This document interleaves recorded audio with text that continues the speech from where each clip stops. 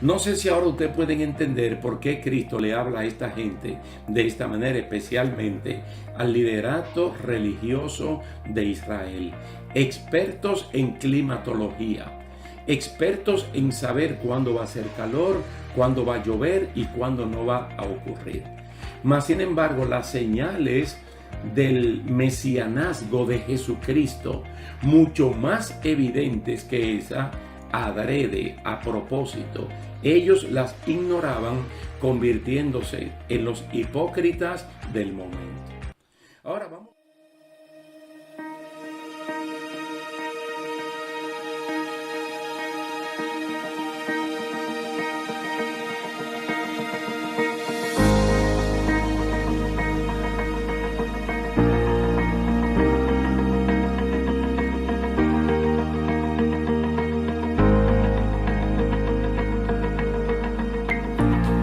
Saludos, bienvenidos sean cada uno de ustedes a este estudio bíblico que nos corresponde para el día de hoy. Estamos avanzando en el estudio bíblico de la Iglesia del Nuevo Testamento. Hoy vamos a ver, como dijimos en la última ocasión, ya la última parte del capítulo 12 del libro de Lucas, donde anclamos después que hicimos una pausa en Hechos capítulo 10. La última parte tiene que ver con la gestión de la problemática interpersonal.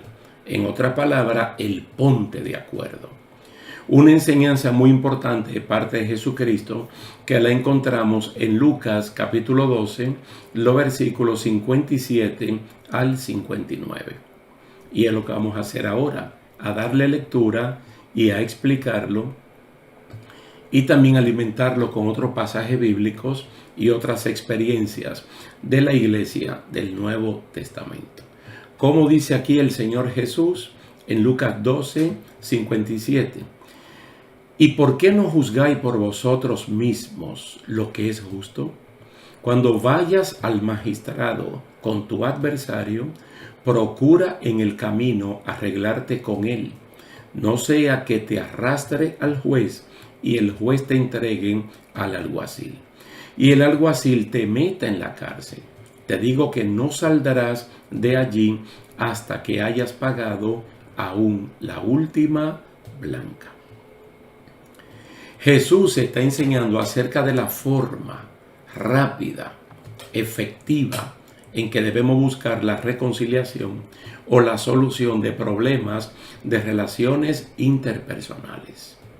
Inicia, noten bien cómo que él inicia, con una pregunta de reflexión. Es una pregunta de reflexión. Cuando él dice, ¿y por qué no juzgáis por vosotros mismos lo que es justo? Cuando habla de juzgar por uno mismo, es de evaluar, de reflexionar y de darnos cuenta que intencionalmente por nosotros podemos dar el primer paso hacia la reconciliación y no ser parte del problema, sino de la solución. Porque el que es parte del problema es la persona que guarda odios, rencores y no quiere ceder a volver a tener unas relaciones como la tenía anteriormente. Resulta que entre los valores del reino de Dios está el sufrir el agravio, si es necesario, para evitar que el nombre de Cristo sea deshonrado. También está como un valor dentro del reino de Dios el no dejar las cosas para que sea el tiempo que lo resuelva o que lo cure. Y tratar de una vez de buscar la forma con el adversario u oponente. Cuando hablamos de adversario u oponente, estamos hablando de un hermano en la fe que tal vez tiene una posición distinta a la que uno tiene. Y en vez de uno discutir argumentos, a veces uno discute persona a persona y se hieren. Y cuando ya hay una herida, pues hay que buscar la reconciliación lo más rápido posible. Pasó en el Antiguo Testamento, en el caso de Saúl y de Jacob, que Saúl prometió matar a su hermano Jacob el mismo día que su padre Isaac dejara de vivir. Y este fue un rencor, un odio que duró por 20 años. Pero 20 años después, ellos tuvieron un encuentro, una reconciliación donde hubo besos, abrazos y lloro. Y todo quedó resuelto. Porque es un principio del reino de Dios. y solamente tenemos que ponerlo en práctica. Y Jesucristo, como el verbo, como la palabra encarnada, como la palabra a tiempo en el momento, nos está recordando que cuando hay problemas de relaciones interpersonales dentro del hogar, dentro del trabajo o dentro de la iglesia, uno tiene que dar el primer paso. Y con estas primeras palabras, juzguen por ustedes mismos lo que es justo, lo que es correcto, lo que es apropiado. Y hay personas que evalúan y se dan cuenta que es lo apropiado, pero quieren irse por el lado de lo que no es lo apropiado y agrandan el problema. Vamos a ver dos casos en el libro de los Hechos donde estos principios de Jesucristo fueron puestos en práctica. Y también veremos que si no fueron puestos en práctica, por lo menos fueron recomendados para que la persona lo pueda practicar. Pienso que en el día de hoy, en el día de la iglesia de este tiempo, del siglo XXI, de la posmodernidad, este es un principio que tiene el mismo valor que el día que fue formulado por la boca de nuestro Señor Jesucristo. Vamos a ver en Hechos capítulo 6, los versículos 1 al 6. Presten atención porque es un pasaje recurrente que ya nosotros lo vimos en los primeros estudios del libro de los Hechos.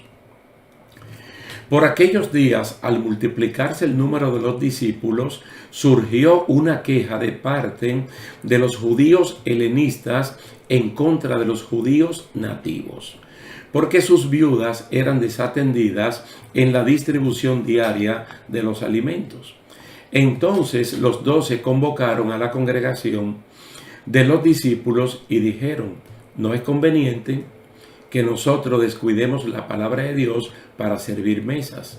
Por tanto, hermanos, escoged de entre vosotros 7 hombres de buena reputación, llenos del Espíritu Santo y de sabiduría, a quienes podamos encargar esta tarea. Noten bien, primero hay una disputa, entonces la disputa ahora se le llama encargar esta tarea. Y nosotros, es decir, los apóstoles, nos entregaremos a la oración y al ministerio de la palabra. Lo propuesto tuvo la aprobación de toda la congregación.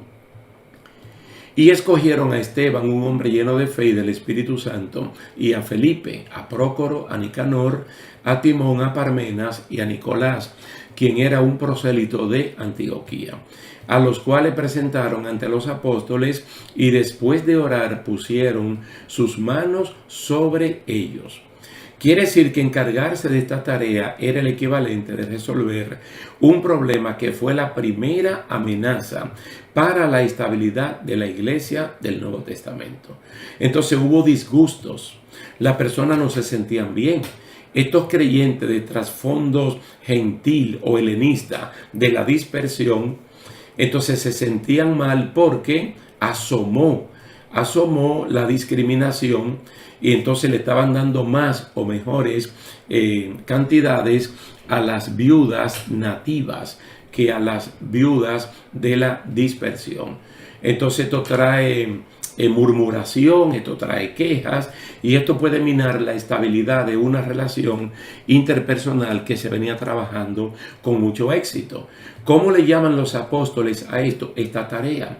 ¿Cuál es esta tarea? Buscar la solución de este problema. Buscar la solución de este problema. Ellos entendían que si los 12 apóstoles se ponían al frente de esto, este problema se podía solucionar. Pero los apóstoles, guiados por el Espíritu Santo, se dieron cuenta que era un ministerio que estaba surgiendo, que ameritaba de otro tipo de personas, que ellos pudiesen darle el frente y solucionar de una vez por todas este problema. Así fue que escogieron gente de valor espiritual. No personas que me caen bien porque son del mismo país, de mi vecindario, son de mi familia, no. Gente que deben cumplir con cualidades mínimas, como ser lleno del Espíritu Santo, tener buen testimonio y personas sabias. Entonces, con este tipo de elementos, ese problema se resolvió. Y no hay en la historia de la iglesia del Nuevo Testamento una repetición de un hecho como este, porque eso quedó saldado inmediatamente. Entonces no le dieron largas al asunto, no lo dejaron para que el tiempo lo curara. o para que esta persona, incómodo con razón, se fueran para otro lugar, sino que esto fue resuelto inmediatamente.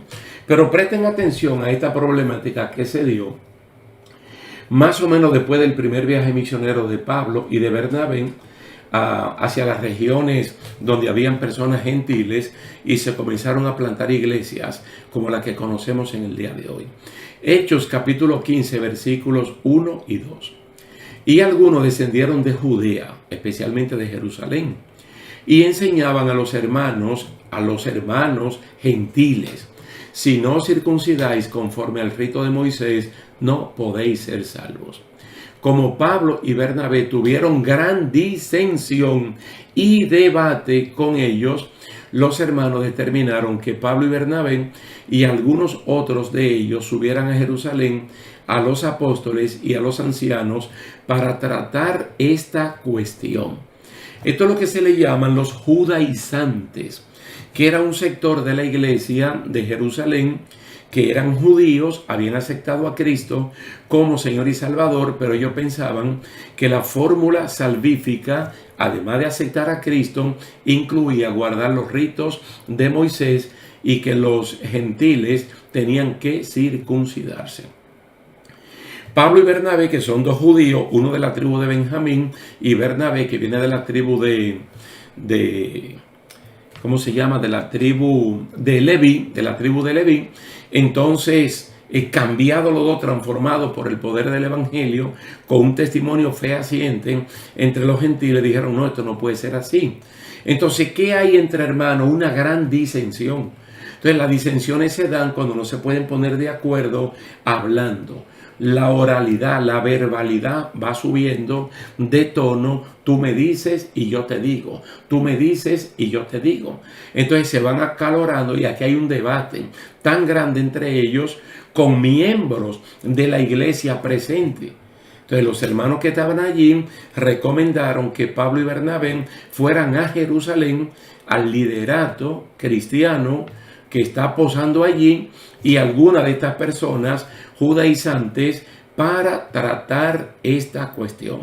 Entonces se está buscando una avenencia, se están buscando vías. Esta gran disensión y este debate era buscando vías de conciliación entre ellos. Buscaban la forma de ponerse de acuerdo, y al no poder, la membresía optó por enviarlos a Jerusalén a instancias más altas para tratar el asunto. Mire que uno puede poner entre comillas tratar esta cuestión de los judaizantes, de lo que quieren imponer la cultura religiosa del pueblo hebreo a los gentiles. Esto hay que tratarlo allá, porque esto hay que clarificarlo. Entonces, ¿qué es lo que uno ve en esto? Que ellos están siguiendo la misma línea de Jesucristo en Lucas capítulo 12. El oponente, el adversario, pongámonos de acuerdo antes que esto se convierta en un problema que ya no lo podamos resistir. Podemos ver también en la iglesia del Nuevo Testamento, específicamente en Filipos, la carta escrita por Pablo a los filipenses, que había desaveniencia, había disgusto entre dos líderes que eran consideradas pilares de la congregación en Filipo. Ellas se llamaban Evodia y Síntique. Ahora, note cómo el apóstol Pablo, cuando manda esa carta a sus amigos entrañables de Filipos, personas a los cuales Pablo se sentía como un deudor del alto nivel de agradecimiento que le tenían, dice: ahora les ruego a Evodia y a Síntique, dado que pertenecen al Señor, que arreglen su desacuerdo. Eso estaba desbordando. Y donde está Pablo, que está prisionero en una casa en Roma, que llegue Epafrodito, que llega con toda la información. Una de las cosas que le informa es el tremendo desacuerdo que hay entre Evodia y Síntique. Entonces Pablo le está pidiendo a Clemente: te pido a ti, mi fiel colaborador, que ayudes a esas dos mujeres, porque trabajaron mucho a mi lado para dar a conocer a otros la buena noticia. Trabajaron junto con Clemente y mis demás colaboradores, cuyos nombres están escritos en el libro de la vida. Es decir, hay un desacuerdo entre estas hermanas. Entonces se le está pidiendo a un tercero que pueda mediar por ser un colaborador de Pablo para ayudar a estas mujeres que de hecho no son cualquier tipo de mujeres en la iglesia. Son mujeres que han trabajado al lado de Pablo en la predicación del evangelio. No predicando un evangelio discriminatorio a mujeres solamente, sino predicando el evangelio a toda criatura. Entonces Pablo reconoce el valor que tienen estas mujeres junto con los demás colaboradores como Clemente y otros cuyos nombres están escritos en el libro de la vida.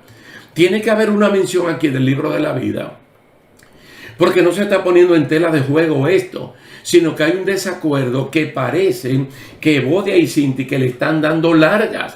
Y cuando se le da largas, se está violentando el pasaje de Lucas capítulo 12, donde Cristo dice, ponte de acuerdo, gestiona la solución de la problemática interpersonal con cualquier persona en tu familia, en tu trabajo y mayormente en la iglesia. Noten que hay muchos casos, pero muchos casos donde vemos que las enseñanzas de Jesús fueron puestas en prácticas.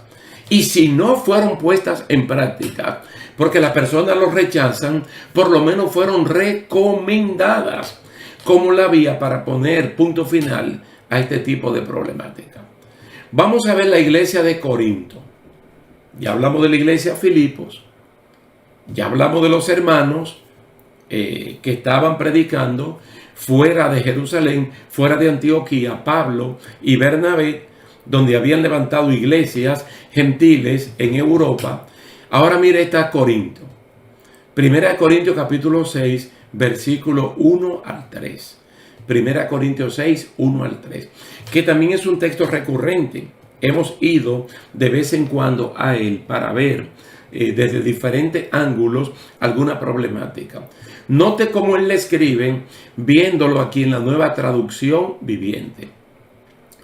Cuando uno de ustedes tiene un conflicto con otro creyente, ¿cómo se atreve a presentar una demanda y a pedirle a un tribunal secular que decida sobre el asunto en lugar de llevarlo ante otros creyentes?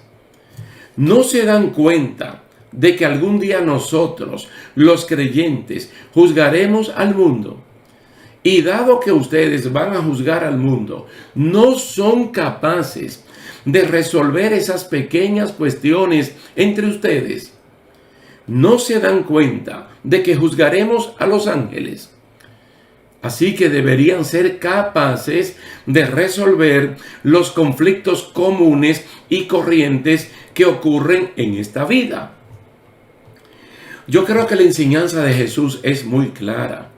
Y le digo que parece que fue esta mañana que la escribieron para nosotros y que no fue 2000 años atrás en otros contextos que fueron emitidas por Jesús, sino que él, previendo que iban a permanecer razones y cuestiones en las cuales su palabra podía primar como vía para solucionar problemas, que nos la dio.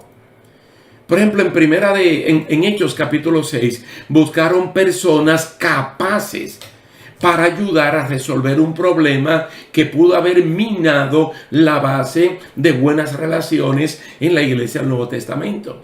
Aquí en Corinto se le dice, es que no hay personas con capacidad entre ustedes para resolver conflictos comunes y corrientes que tengan que llevarlo a estrados, a juzgados, con impíos, con personas del mundo secular. Dice, nosotros tarde o temprano vamos a juzgar al mundo. Tarde o temprano vamos a juzgar a los ángeles caídos.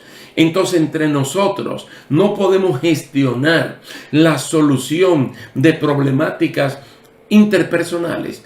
No podemos ponernos de acuerdo. Sí que podemos. Porque cuando Cristo nos está hablando, aquí el verso 57 de Lucas 12, él dice, ¿por qué no juzgáis entre ustedes mismos lo que es justo? Nosotros podemos, hay una capacidad innata, inherente, dada por el Espíritu Santo, que nos permite incluso sufrir el agravio por un momento para desarmar al agresor y luego entrar en una relación buena. Y el gran consejo de él, cuando vayas al magistrado con tu adversario, procura en el camino arreglarte con él. Aquí va a depender esta enseñanza, cómo uno la quiera ver. Incluso se puede convertir en un mensaje evangelístico para hablarle al inconverso que antes de llegar al juicio del gran trono blanco, donde ya no tendrá oportunidad, ponte a cuenta con Dios ahora.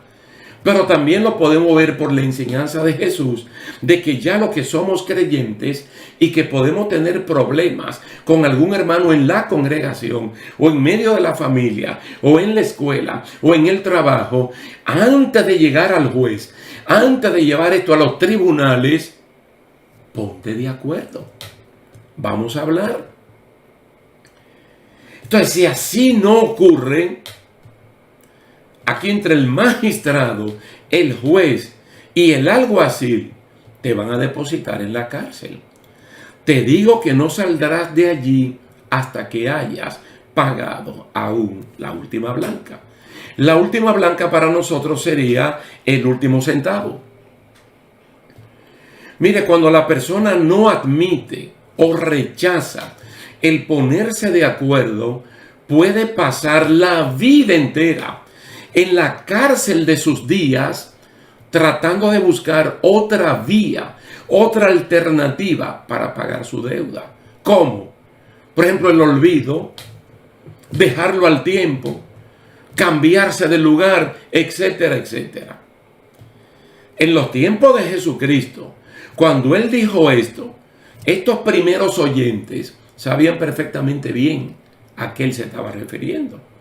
Ahora nosotros, con una Biblia de estudios, nosotros podemos aprender que en ese contexto, en los tiempos de Jesús, existían cárceles donde metían a deudores morosos que no querían pagar y allí lo ponían a trabajar para saldar sus deudas. Pero habían personas que la deuda era tan alta que la vida no le alcanzaba para tanto. Se corrían riesgos. Así pasó con aquella parábola de los dos deudores y el mismo acreedor. Un deudor que tenía una deuda casi impagable. Cuando le pidieron cuentas que la saldara, pidió tiempo. Y al pedir tiempo, el acreedor fue movido a misericordia y le condonó, le perdonó la deuda. Salió y encontró a una persona que le debía una ínfima cantidad, una mínima cantidad, que ahí mismo debió perdonarlo por la gran deuda que a él le condonaron. Mas sin embargo le echó mano por el cuello, lo estaba asfixiando, lo estaba ahogando, lo estaba matando y le decía: págame ahora mismo. El acreedor se enteró y lo mandó a buscar y le dijo: ¿por qué no perdonaste como yo te perdoné a ti? Ahora vas para la cárcel y allí no podrás salir hasta que pague el último centavo.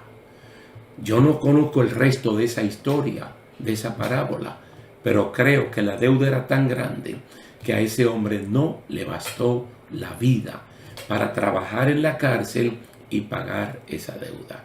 Tú y yo estamos en condiciones de gestionar intencionalmente la solución de cualquier problemática de relaciones interpersonales. El ponte de acuerdo. Amén. Vamos a dejarlo hasta aquí, dándole las gracias al Señor y prometiéndole que en la próxima ocasión volvemos al libro de los Hechos y estaremos de nuevo en el capítulo 10 viendo la dinámica del Espíritu Santo en la iglesia del Nuevo Testamento. Así es que por hoy lo dejamos hasta aquí, dándole las gracias a Dios y a ustedes también y esperando que nos veamos en una próxima ocasión. Dios te bendiga, Dios te guarde.